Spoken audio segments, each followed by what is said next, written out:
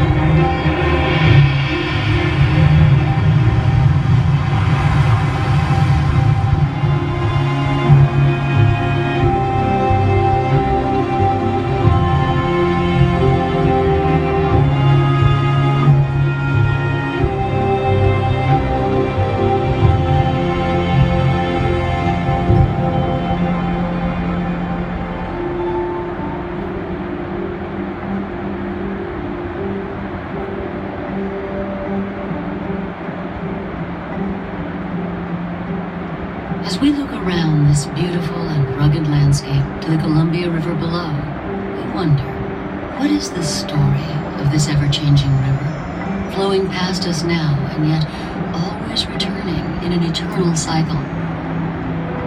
If we listen closely, we will see how we are all a part of this story. A story woven from many voices. Grandmother, please tell me the story again. The story of Grand Coulee. Of course I can tell you again. Now listen carefully. Over time, some of the most spectacular natural forces in the world shaped the place we now call Grand Coulee. Lava flows built many layers of basalt, covering the inland northwest.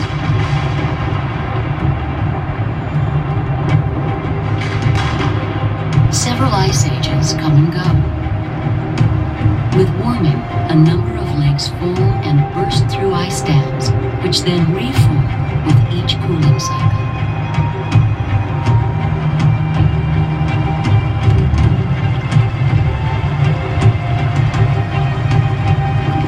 Then, about 12,000 years ago, the last of these major floods unleashes the 2,000 square mile Lake Missoula for the last time. A massive flow of water races down the Columbia River, shaping Grand Coulee as we see it today.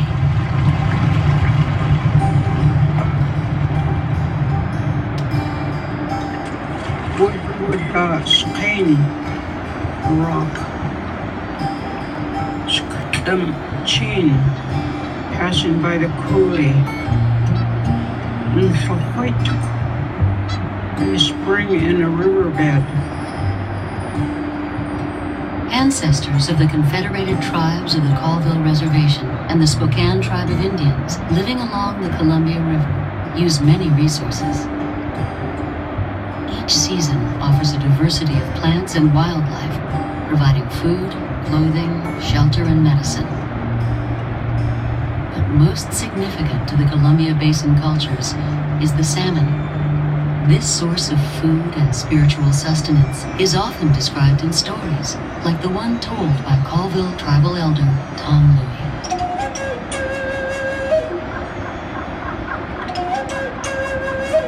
Itong hulaw, isiw, snaksiw. That was my Indian name. My white given name is Tom Louis.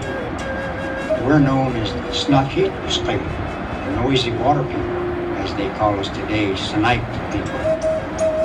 Right up the Kettle Falls.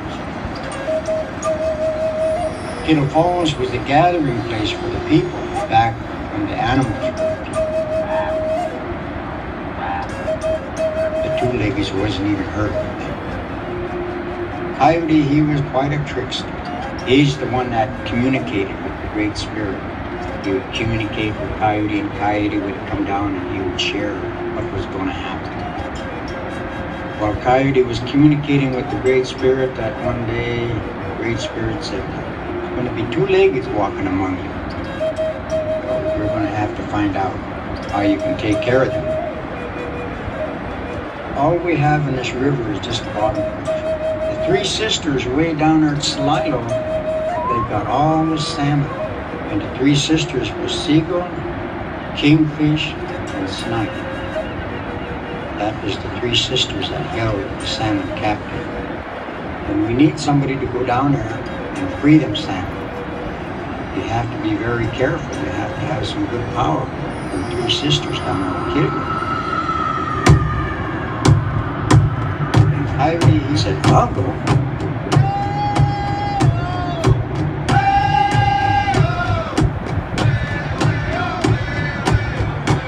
All the way up Kettle Falls, we got the salmon. The massive Kettle Falls of the Columbia River, along with Little Falls on the Spokane River, become two of the most important fisheries for salmon, steelhead, and lamprey eel in this region, allowing the Colville and Spokane tribes to flourish in these ancestral homelands. Grandpa used to go up to Little Falls and catch fish horseback.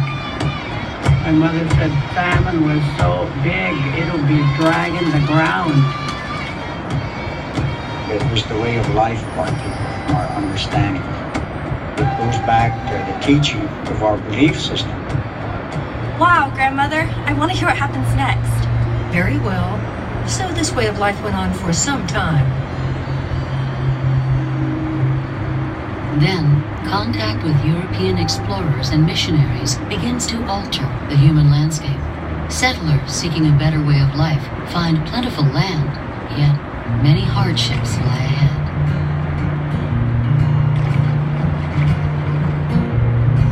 My two great uncles were the first of four brothers who had come here in 1882.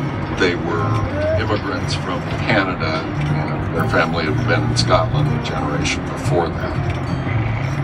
Archie would write, "I took up 160 acres of land. Of course, I am not a deed yet, but I am a Yankee all the same." Well, the Yankee chose land over by Grand Coulee, which can look quite lush and green in the spring, but severe later in the year. That endeavor failed. The McGregors ended up in the sheep business. You could work in the sheep business exchanging your labor for a third of the lamb we produced, and it was a place for people to make a start.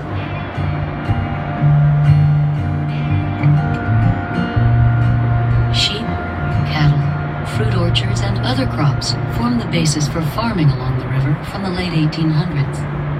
Farmers throughout the West prosper for a time, but arid conditions more typical to the region return.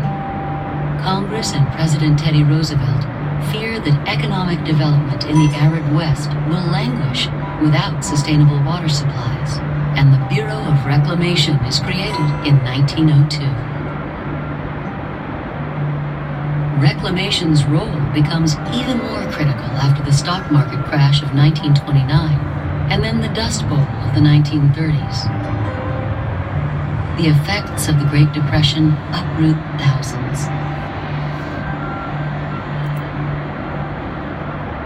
Newly elected President Franklin Delano Roosevelt forms the New Deal, designed to put Americans back to work. One of these massive public works projects is Coulee Dam, designed to bring much-needed irrigation to arid farmlands. Coulee will be built and operated by the Bureau of Reclamation. Many unemployed workers stream to Coulee, when they hear about this project.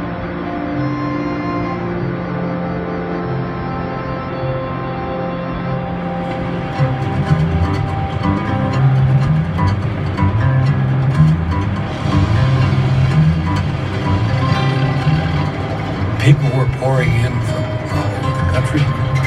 We don't realize today what a real depression is like when 25% of the people are out of work and people are virtually starving.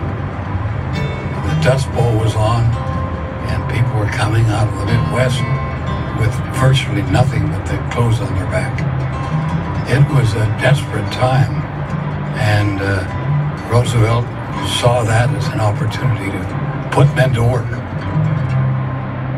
I have just visited much of the work that the national government is doing to stop soil erosion, to save our forests, to prevent floods, to produce electric power for more general use, and to give people a chance to move from poor land to better land by irrigating thousands of acres that need only water to provide an opportunity to make a good living.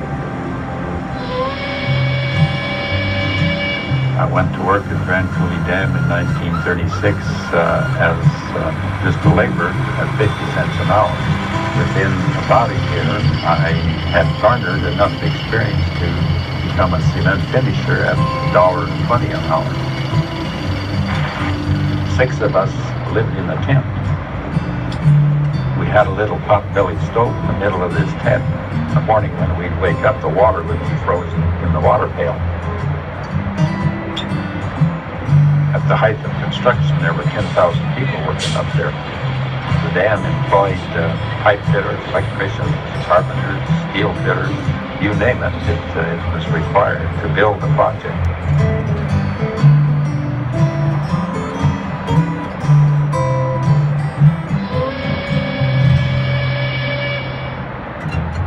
For fun, we would come to Salt Lake once in a while where they had Saturday night dances.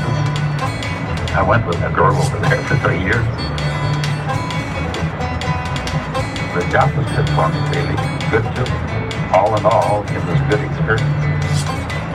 Something like 14 towns were scattered around the Grand Coulee Dam area. During bad weather, the famous B Street in Grand Coulee was so bad that a man with horses stood by to pull cars that got stuck out of the mud.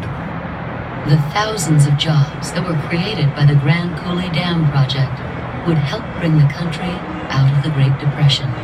Grand Coulee and Hoover and the other big projects like that were picked up by the radios. They were picked up by the newsreels in the movie theaters.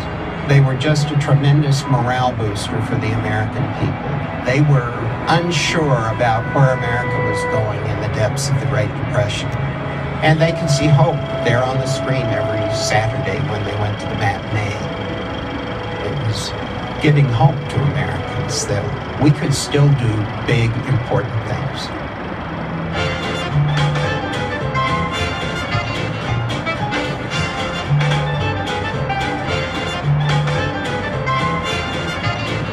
The tremendous Columbia River, flowing 1,200 miles from its headwaters in British Columbia and draining into the Pacific Ocean, is one of the Earth's most powerful river systems.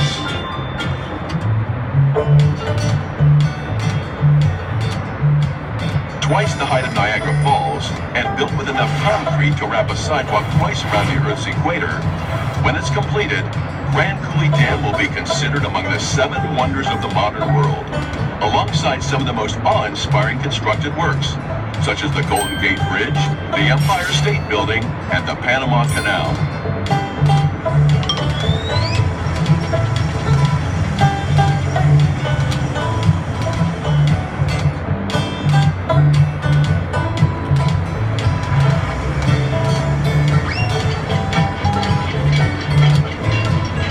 Once the 550-foot structure is built, hydropower can be created.